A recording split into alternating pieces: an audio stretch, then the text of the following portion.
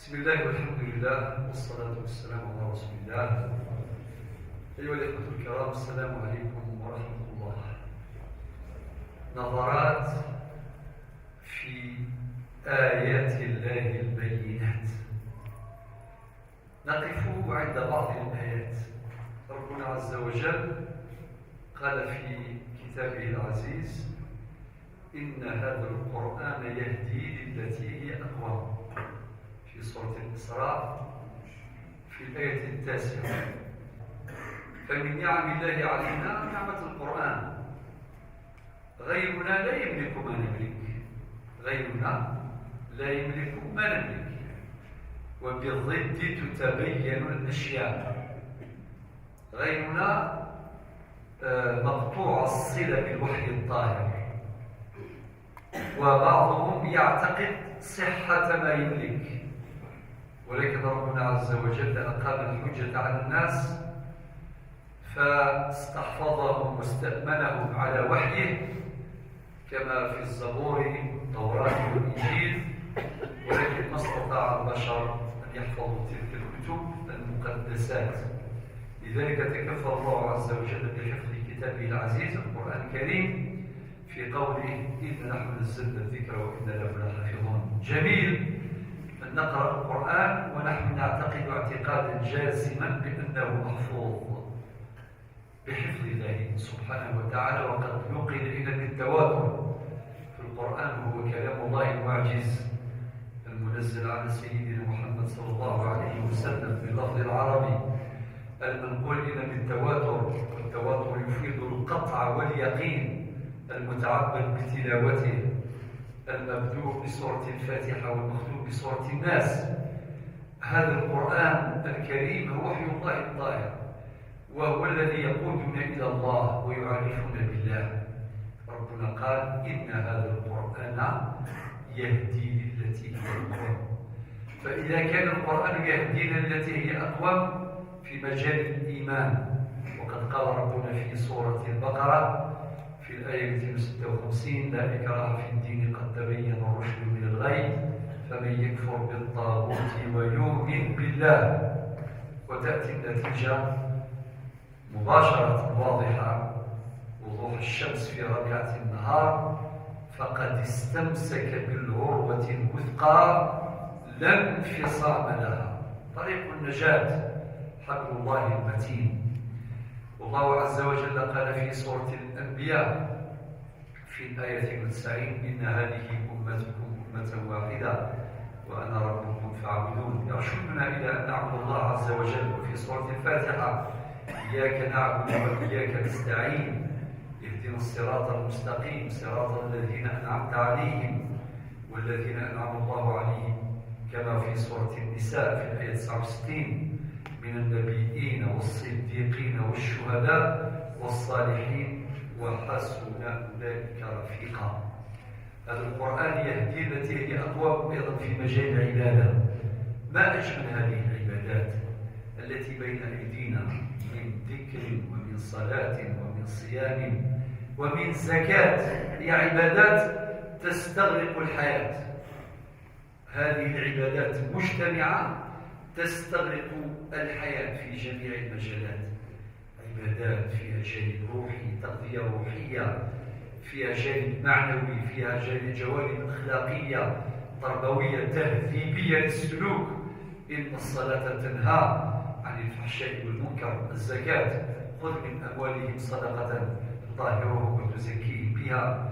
والزكاة عبادة أيضا اجتماعية، هي عبادات نفعها يتعدى إلى الغير، تستغرق الأوعية المختلفة، أوعية الزكاة، لتؤدي دورها النفسي من خلال تطهير قلوب المزكين وهم يزكون، وتطهير قلوب المستفيدين من الزكاة.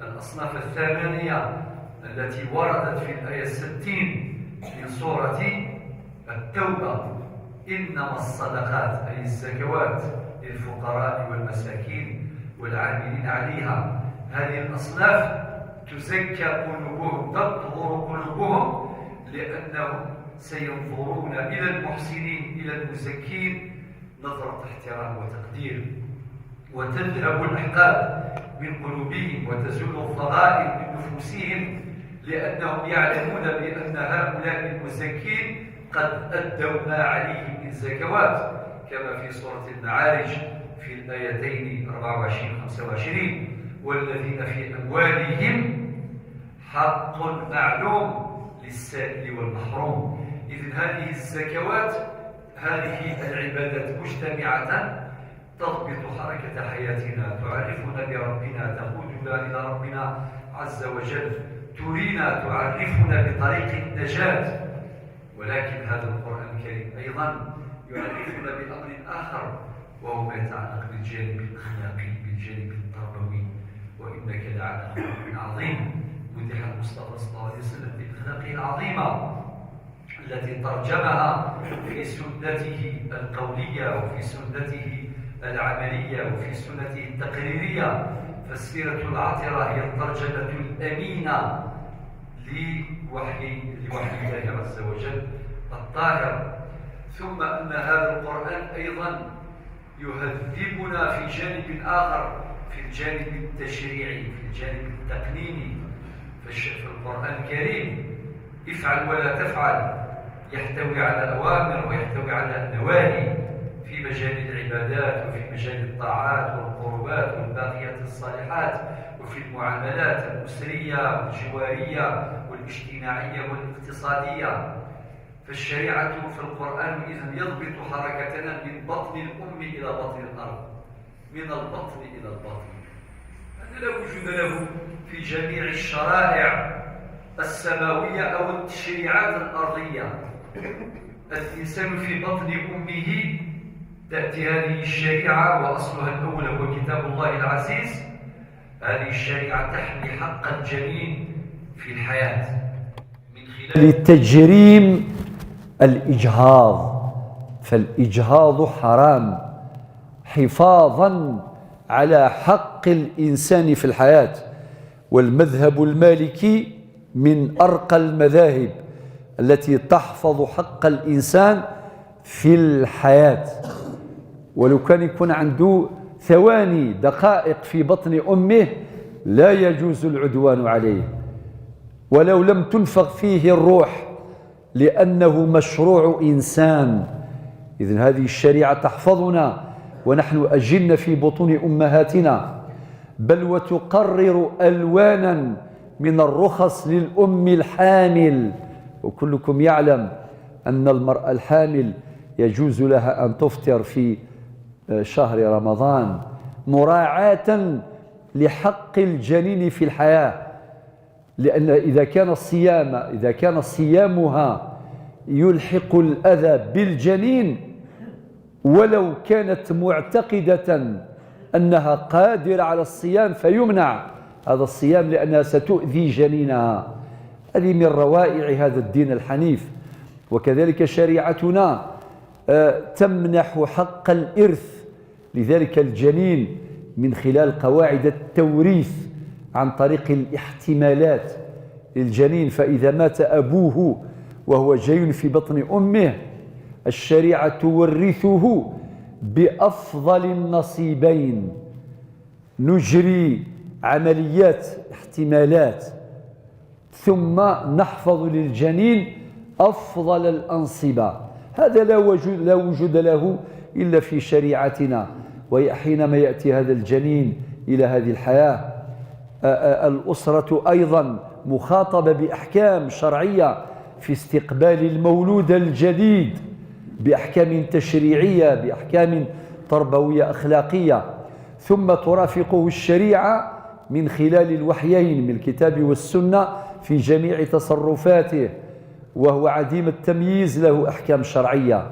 وإذا بلغ سن التمييز تقسم الشريعة تصرفاته إلى 3 أنواع. النوع الأول التصرفات الباطلة بطلانا مطلقا أو الضارة ضررا محضا، والتصرفات النافعة نفعا محضا، والتصرفات المتأرجحة بين النفع والضرر وهي موقوفة على إجازة صاحب النيابة الشرعية من ولي أو وصي أو قيم أو مقدم. وحينما يصل إلى سن الرشد فإن آنستم منهم رشدا فادفعوا إليهم أموالهم. هذه الشريعة ترافق الإنسان طول حياته، وهو يؤسس لأسرة، وهو يتعامل مع جيرانه، وهو يدخل السوق ويبرم العقود ويجري التصرفات. الشريعة تحفظه وترعاه في السوق، وهو يتاجر يبيع ويشتري، كما قال الفاروق عمر: من لا يعرف فقهنا لا يدخل أسواقنا. إلى أن تأتي اللحظات الأخيرة لهذا الإنسان وهو يودع الحياة، والشريعة أيضا تحفظه وترعاه. نبينا صلى الله عليه وسلم أرشدنا إلى أن نلقن المحتضر الشهادتين لنذكره بالله: يا أيها الذين آمنوا اتقوا الله حق تقاته ولا تموتن إلا وأنتم مسلمون، إلا وأنتم مسلمون. وحينما يلفظ أنفاسه تترتب حقوق له علينا، وهي واجبات علينا. من حقه ومن واجبنا أن نغسله وأن نكفنه وأن نصلي عليه وأن ندفنه وأن نعزي أهله. وحتى بعد ذلك ولو بعد فوات سنين، إذا قمنا بعملية الحفر إما لبناء مصنع أو لبناء مسكن أو لبناء مسجد، وإذا وجدنا رفات الموتى لابد أن ترعى وتحفظ. ويأتي الحديث النبوي الشريف الذي خرجه الإمام مسلم في صحيحه، يقول فيه النبي صلى الله عليه وسلم: كسر عظم الميت ككسره حيا. وأمرنا بأن ندعو لهم للموتى كما في سورة الجاثية في الآية 10: ربنا اغفر لنا ولإخواننا الذين سبقونا بالإيمان. وندعو دائما: اللهم اغفر لحينا وميتنا. إذن كل ذلك موجود في شريعتنا، وربنا عز وجل قد تكفل بذلك كله من خلال آية واحدة في سورة الإسراء الآية 9: إن نحن نزلنا الذكر وإن له لحافظ. وإذا اهتزت أركاننا، وإذا أصبنا بمصائب، وإذا واجهتنا هزات وزلازل وهموم في هذه الحياة، وربما واجهتنا مشكلات فوقعنا في حفر التخلف ووقعنا في أزمات وفي مشكلات، تأتي الآيات في سورة العمران كما في الآية 139-140: يقول ربنا عز وجل ويخاطب هذه الأمة وهي أمة مرحومة. نبينا عليه الصلاة والسلام أخبرنا في الحديث الذي خرجه الإمام الحاكم في مستدركه، يقول فيه عليه الصلاة والسلام: أمتي أمة مرحومة. هذا الذي نطق به الصادق المصدوق. أمتنا تعيش ألوانا من الهموم، ولعل أكبر الهموم أنها لم تنتفع جدا بوحي الله عز وجل. عمر بن الخطاب الفاروق قال: كنا أذلاء فأعزنا الله بالإسلام، وإن ابتغينا العزة في غيره أذلنا الله. وربنا يقول في سورة العمران: ولا تهنوا ولا تحزنوا وأنتم الأعلون إن كنتم مؤمنين.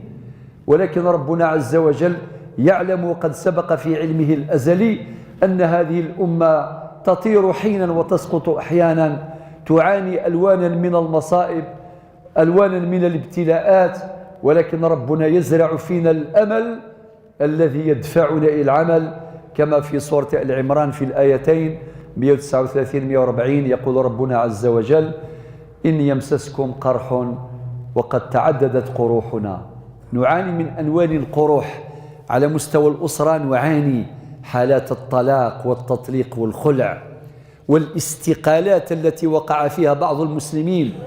على مستوى الجوار، منا من لا يحفظ حقوق الجوار، وقد قال النبي عليه الصلاة والسلام: لا يزال جبريل يوصيني بالجار حتى ظننت أنه سيورثه. منا من يأكل عرق العمال والموظفين، والنبي صلى الله عليه وسلم أوصانا بقوله: أعطوا الأجير أجره قبل أن يجف عرقه. منا من لا يصل رحمه، وقد أوصانا الله والنبي عليه الصلاة والسلام بصلة الأرحام. منا من لا يحفظ حدود الله، وتلك حدود الله، والآية تكررت في أي القرآن. منا من لا يرعى المحرمات لا ينتهي حيث أمر، حيث يعني نهانا الله عز وجل، ولا يأتمر بأوامره. والقرآن أمر ونهي، افعل ولا تفعل، كل ذلك صدر منا. ولكن ربنا عز وجل يعلم علم اليقين بأن قروحنا كثيرة، قروح أخلاقية، قروح اجتماعية، قروح سياسية، قروح ثقافية، قروح اقتصادية، قروح حضارية، ولكن يعالج كل القروح بقوله: إن يمسسكم قرح فقد مس القوم قرح مثله وتلك الأيام نداولها بين الناس وليعلم الله الذين آمنوا ويتخذ منكم شهداء والله لا يحب الظالمين. ولكن وعدنا في آية أخرى وعده الحق قائلا: إن الله لا يغير ما بقوم حتى يغيروا ما بأنفسهم. فإذا كانت نياتنا صادقة، وإذا كانت عودتنا إلى وحي الله الطاهر الذي يقودنا إلى الله عز وجل، فإذا كانت عودتنا صادقة إلى الله فالله سيغير حالنا إلى أحسن حال، كما استمعتم في سورة الرعد في الآية رقم 11: إن الله لا يغير ما بقوم حتى يغيروا ما بأنفسهم. نسأل الله أن يغير حالنا لأحسن حال. نسأل الله الشفاء لجميع مرضانا ومرضى المسلمين، وأن يرحم موتانا وموتى المسلمين، وأن يحفظكم سادتي، وأن يحفظ ساكني هذه البلدة الطيبة تمنرست، وأن يحفظ بلادنا الجزائر من كل سوء وسائر بلاد المسلمين. آمين آمين، والحمد لله رب العالمين.